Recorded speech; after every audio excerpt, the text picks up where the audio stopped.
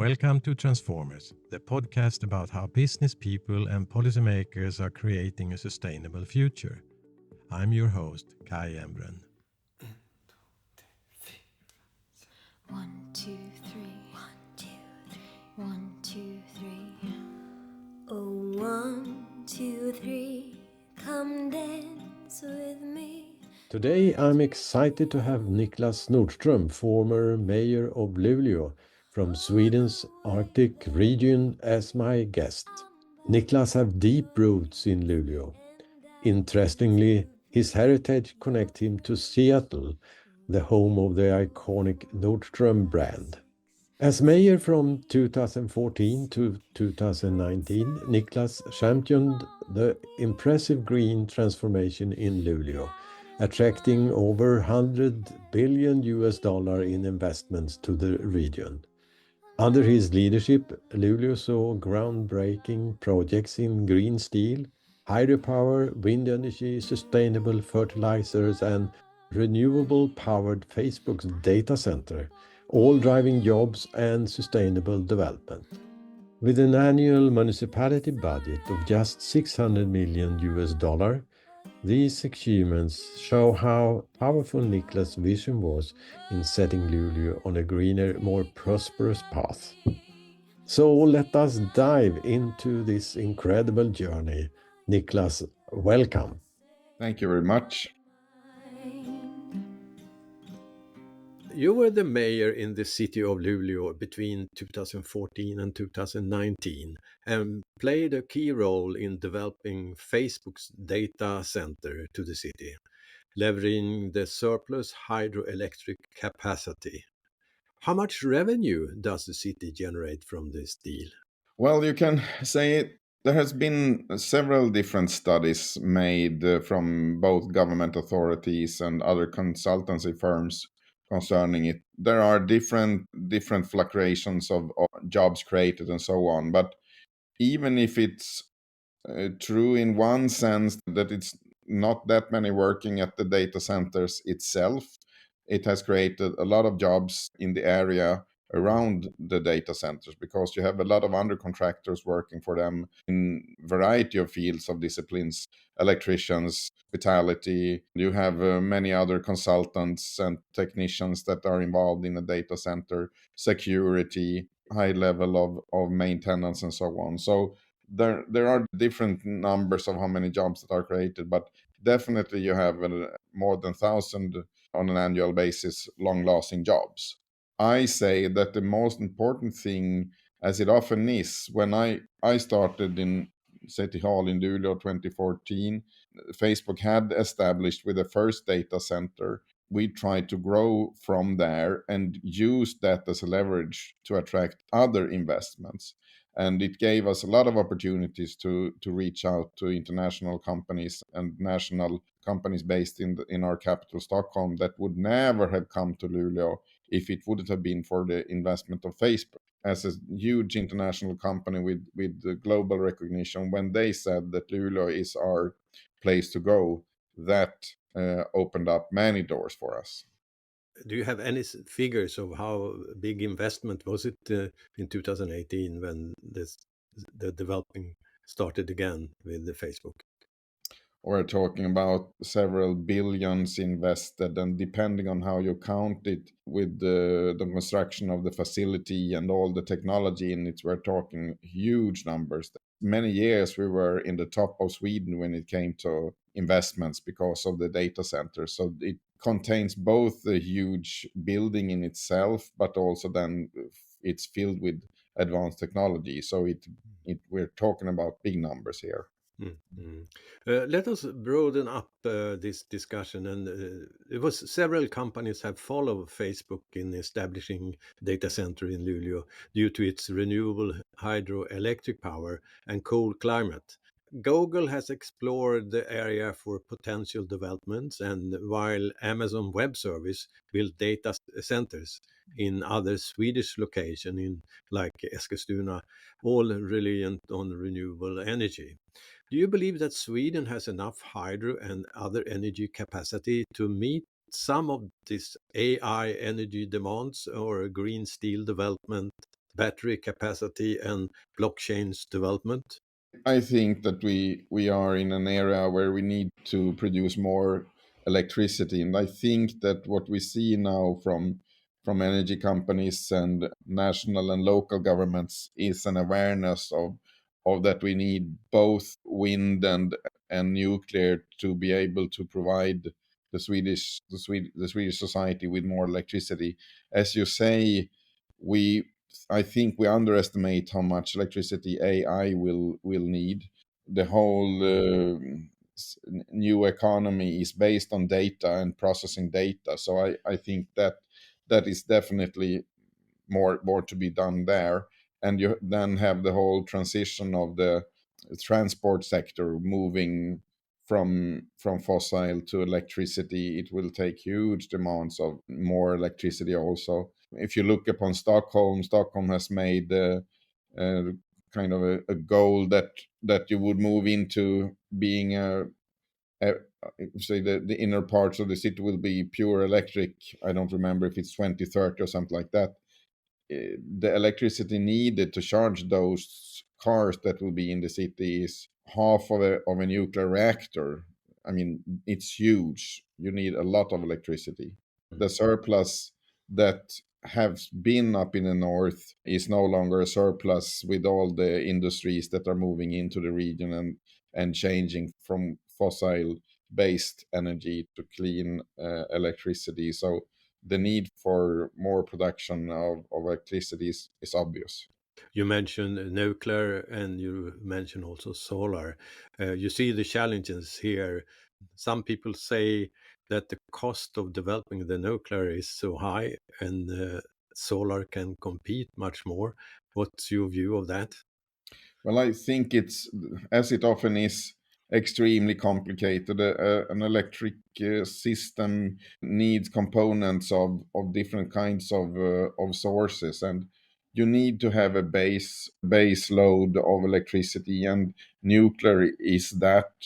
If it's not nuclear, then it's coal or it's natural gas, and we don't like to move into that. So I think nuclear will be crucial as the base. And then we have in Sweden an enormous resource with hydro. I mean, the river up in Norrbotten, Luleå River, uh, it produces around 15% of today's consumption of electricity. So it's extremely important with the big rivers in the north.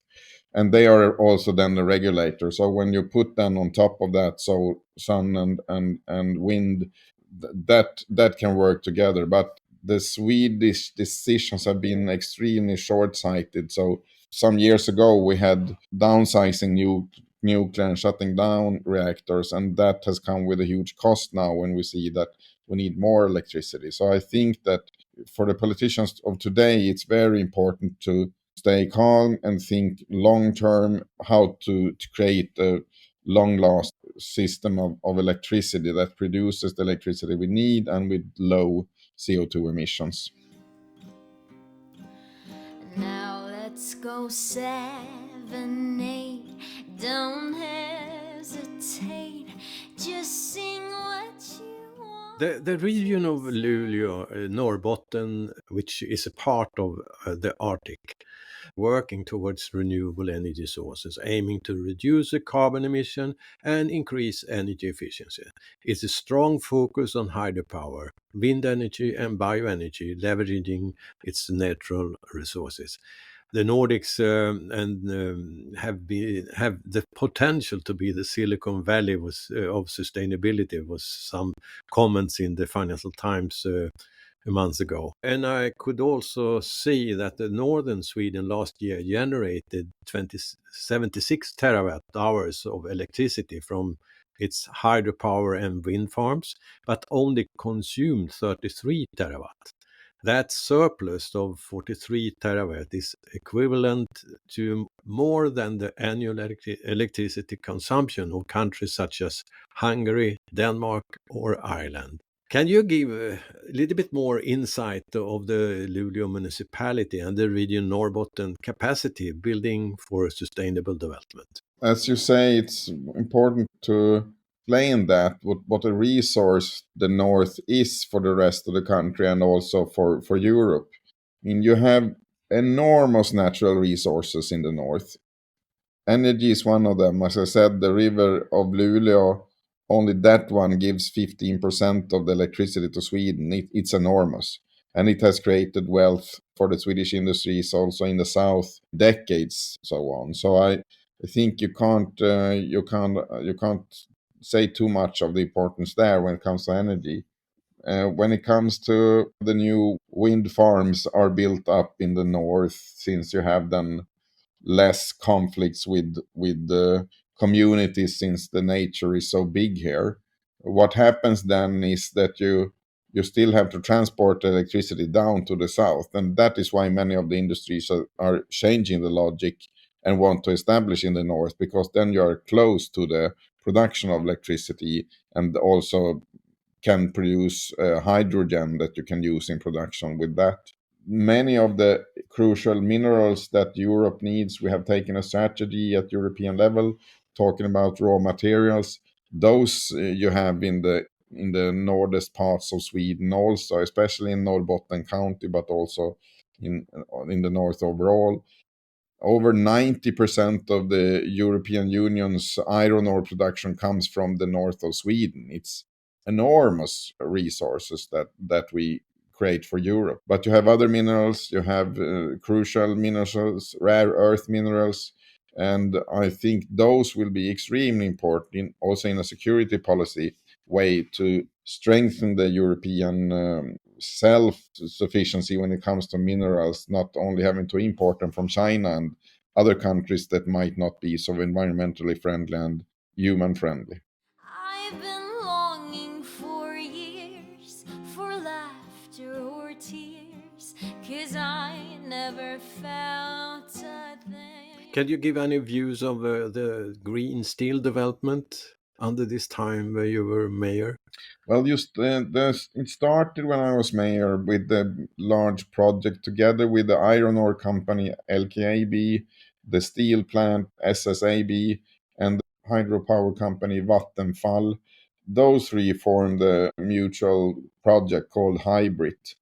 And that is moving on, continuing in steel plant in Luleå moves from coal to electricity, and that happens. So you could say that those three companies formed a project together, and then you have a new player coming in that has started investment in municipality of Boden. Stegra is the name of that company. They are starting from zero and building up a steel plant. There are initiatives in this area, and you also have companies coming in that will, like green iron, that will handle waste from the mines and from industries and recycle it. So you have also in the waste from the mines, you find a lot of minerals that you can use if you recycle it and process it again. So there are new players coming in that have new technologies and to squeeze out even more from the already started industries. You mentioned the role of nature, and forest and wood is a particular area. What is the development of new buildings with wood? Yeah, there has been a movement towards using more wood in constructions, and there are several companies that have stable family owned companies both in produce small houses, villas, but also buildings like apartment buildings with several floors. They can be quite high today, those wood constructions.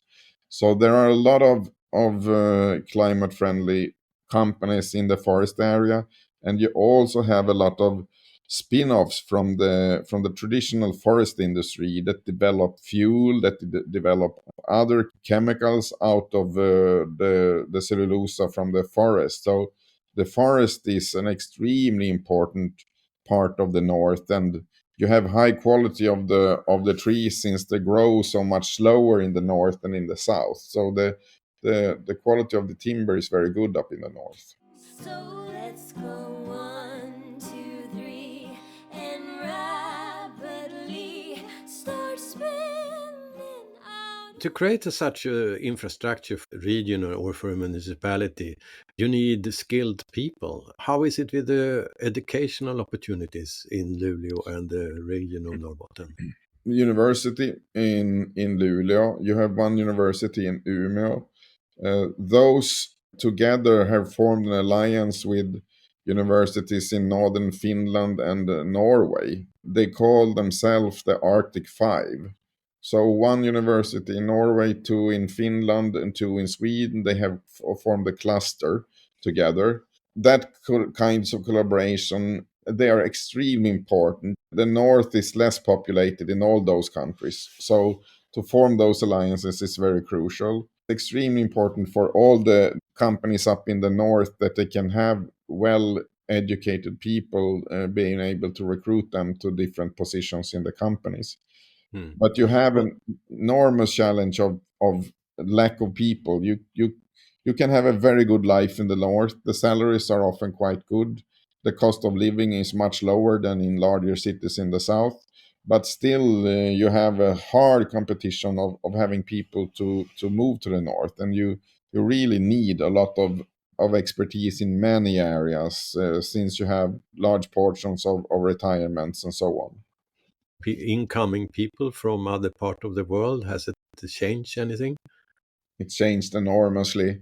Today you have so many nationalities in all over the north of Sweden. It's combination of both immigrants in the form of refugees that have come from Syria and other countries of conflicts, but also you have immigrants that are on a work permit, so they are actually recruited by the companies because they have a certain expertise that the companies need and so on. Last 20 years in the north has been a huge change in that sense. Control. Got a mind full of heavy sorrow and together. Well, if you look into one of the challenges, and when we see this development and use of natural resources, you have challenges with the tradition of indigenous peoples' rights. How do you see this conflict, and where do you see the solutions? And I think that it's a big mistake if you try to regulate this on a national or even a European level. That won't work out. You need to let the people in the local communities sort it out together, because everything is connected. So if you're going to be an attractive region, you need to do compromises between all the interests of conflict. I myself come from the part of the north where the forest was the resource. So I think that the compromises and the collaborations, they need to be done at the local level so that you can find a way to move forward, so that that really benefits all interests and citizens. And I think it's very hard, what's now going on in Sweden. I think this will create more problems than it solves. It's not easy to stand on a distance and point and say to people how to do it. You need to find local solutions. And I keep on giving you money. I keep As a mayor with experience to lead such a development and involving innovation and new strategies, maybe we should tell the listener also that Swedish municipalities have unique power, independency, which is regulated by the Swedish law. You need a strong budget, but also strong relationship to the financial sector. How did this work out for Luleå? We're the fifth strongest economy among all the municipalities and cities in Sweden. We had a good economy. I think that comes a lot from that you have a important mix of those big industries, the university, jobs in the defense sector, created a base that then the rest of society can build on: restaurants, hotels, under constructors, construction companies, and everything could work together in a good way. But we worked a lot with attracting all the time new investments, new jobs, and tried to be innovative. And we did something that none had done before us, that we sold part of the city owned housing company, and with that we could attract national capital that came and invested in housing and in other buildings in the city, and that created a wave of real estate investors coming into the city, and that helped us a lot. So I think if you are active of using the tools that you have in the toolbox as a city, then you can create a sustainable growth, and you can keep on track of having a good economy. Over the years, when I was active in as mayor and politician in City Hall, we had very good numbers when it came to the trust from the local business community. We had support from the business community, both the big ones but also the small ones, family-owned companies, and so on. Because if you have that, then you can have a steady growth. Do you see any involvement of the pension funds investment in the region? Yeah, the pensions funds were backing those real estate investors that came in. You had a lot of pension capital backing them. You, as a mayor, then you have the budget to work on, and if you not have the budget to be enough to invest, but it has creates some sources outside your municipality budget. Do you see any relationship how much money uh, has been invested in the time that you were mayor in from other type of capital and the budget? One of the very good examples is that in a city like Luleå, sports is extremely important, and we have good traditions in basketball and ice hockey, for example. There was a gentleman that had made a fortune from selling his company. He comes from the city, doesn't live in Luleå any longer, lives in Stockholm, and he was one of the founders and brains behind Minecraft. One day he called me and said, "I will be in the city in a few days. Do you have time to have dinner?" And so I said, "Yeah, sounds interesting. I have time." And then he came with a suggestion that since he was a very interested in ice hockey and a huge supporter of the local ice hockey team, he came with a proposal on how to improve the hockey arena. So then the city invested little more than around 1 million US dollars, and he invested 3 million from his side. So one crown from the city attracted three from him.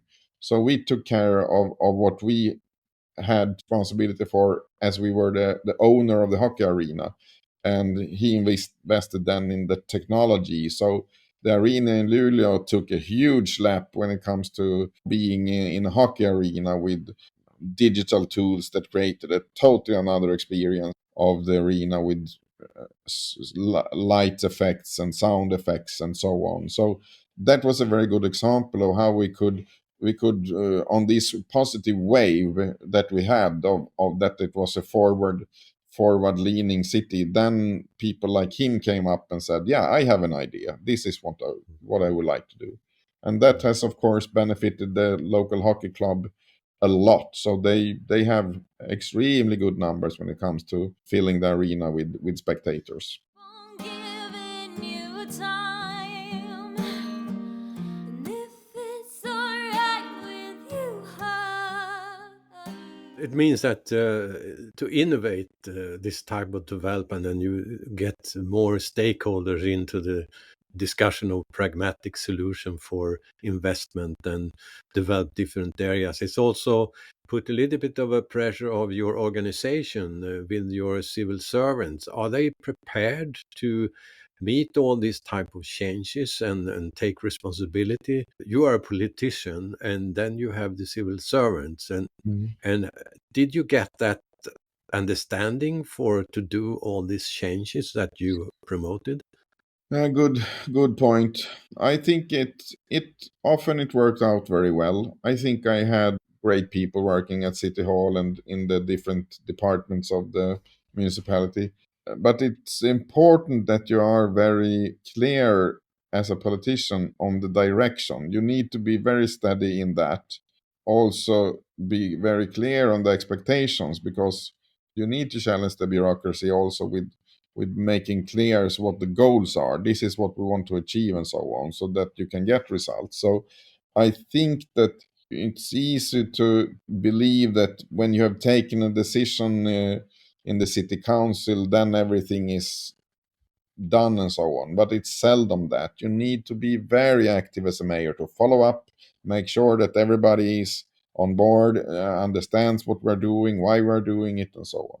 Please take this heart of mine. Take all of me.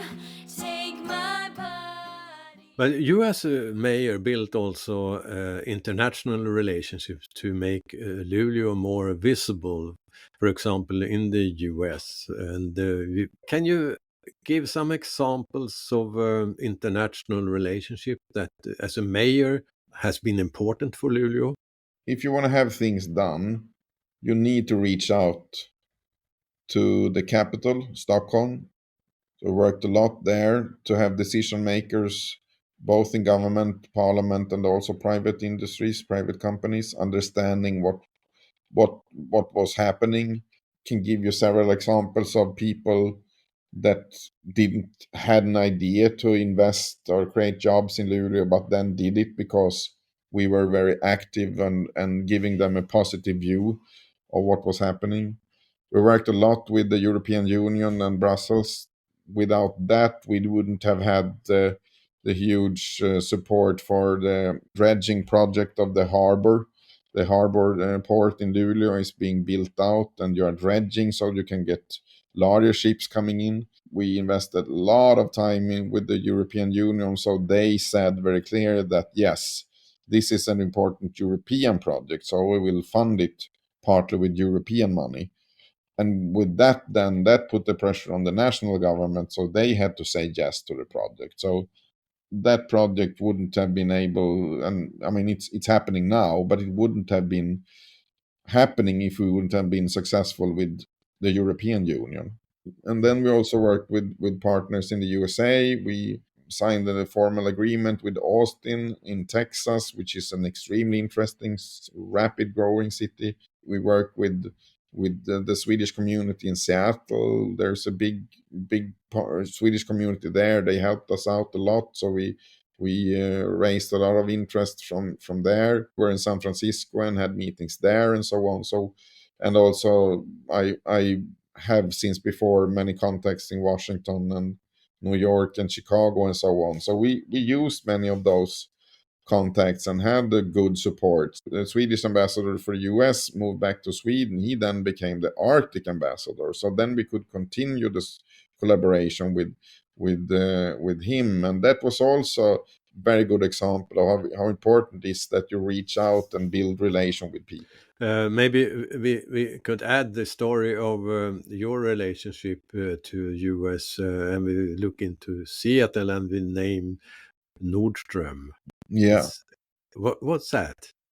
Yeah, the I still have contact with the family in Seattle, so they are distant relatives. My great grandfather Eric Nordstrom, his cousin Johan Nordstrom, he went over to USA, and after some struggles as it was, he was able to start a shoe store. That then were the start for what is today the Nordstrom department stores that are established all over the US. Amazing story of how a Swedish immigrant has created a huge success in America. So they are the fourth generation now running the company. So the management leadership of the company, they are brothers and cousins. Yeah. Mm. In my Pajala state of mind, take all of me. You left Luleå with a bleeding heart.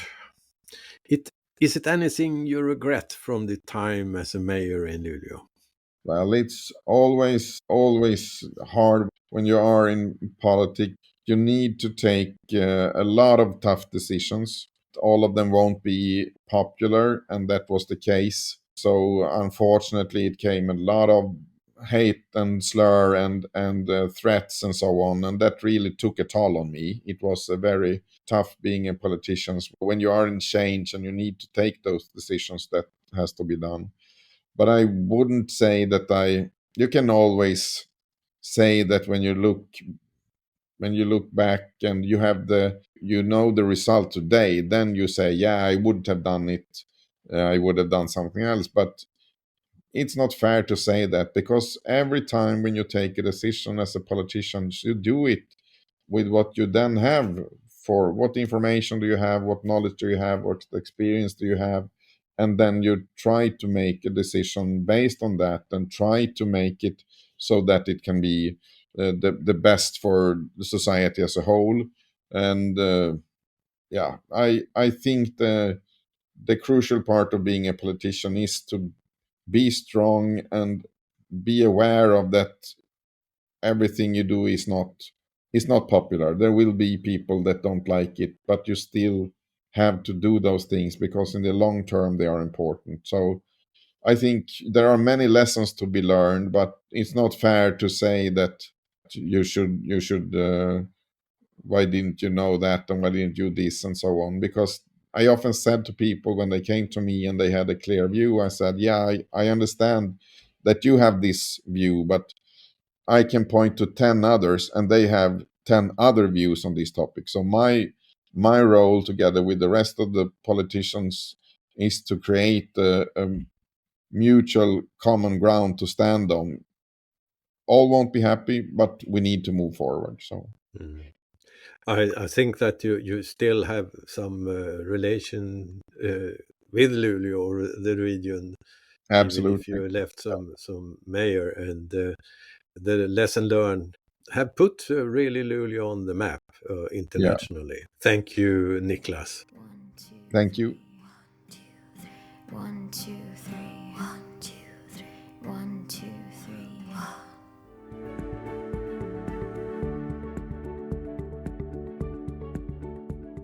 I'm Kai Embren. Follow me on Twitter and LinkedIn, where I will be announcing the future guests to this podcast. And you can expect about 2 programs a month. And each guest has a unique story of making business and society sustainable. So find out more. Visit my homepage, kaiembren.org. Thank you for listening.